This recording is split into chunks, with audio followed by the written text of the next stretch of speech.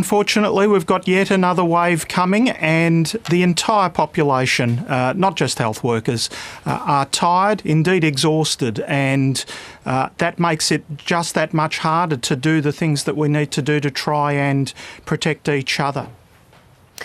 With what restrictions do you think you would like to see introduced again, and what difference do you think those new restrictions would make?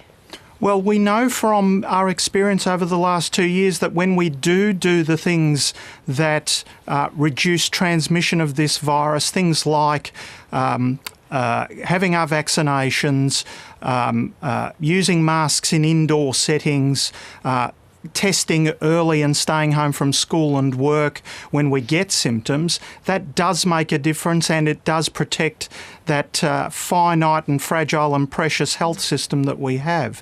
They're the things that I want to see done, but I recognise that people are tired, scared, sick of having to do this, but we have no alternative if we're to make sure that we can look after people as best we can. That's the sort of thing that I want to see from myself and from all of us in the community, despite our fatigue. On the take-up of vaccines, it is so much lower for that third and then the fourth booster as well. Why do you think that is?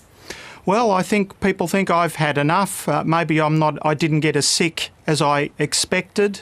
Maybe people are just wanting to think that the pandemic's behind us and we can get on to what we remember as normal life before 2020. There's all of those reasons, and maybe there is less communication from authorities emphasising the importance of it. And there's no doubt with those third vaccinations for most people that it does make a big difference between mild and serious disease. The pandemic is certainly not over, not just with relation to COVID, but also with the rest of the healthcare system. Update us on how the healthcare system is going. I'm sure you've been keeping in touch with your colleagues with how they're going with the backlog of cases, things like elective surgery delays and things like that. Well, I've never seen as much pressure as the system is under at the moment. I am in awe of some of my colleagues who can keep the smile on their faces despite the pressures they're having. And of course, it's not just emergency or the medical wards or intensive care. It's across the whole system. Our colleagues in surgery and anaesthetics are trying to do work in elective surgery. There really isn't a part of our health system, either hospital or community, that hasn't been savaged by our experiences of the pandemic.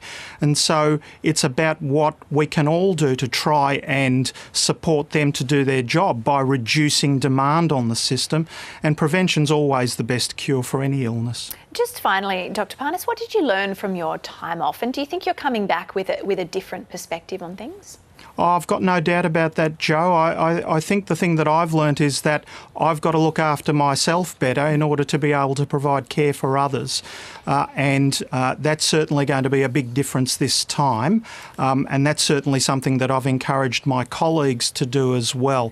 We all have to take self-care really seriously because none of us are machines, and if we do that well with those basic things like trying to get enough rest and having time away from those important jobs that we have, then we can be much more effective at what we do, and that's the lesson that I'm still trying to learn after all of these years as a doctor, I think. Well, Dr Stephen Parnis, it's great to have you back on Weekend Breakfast, and thanks very much for your time this morning.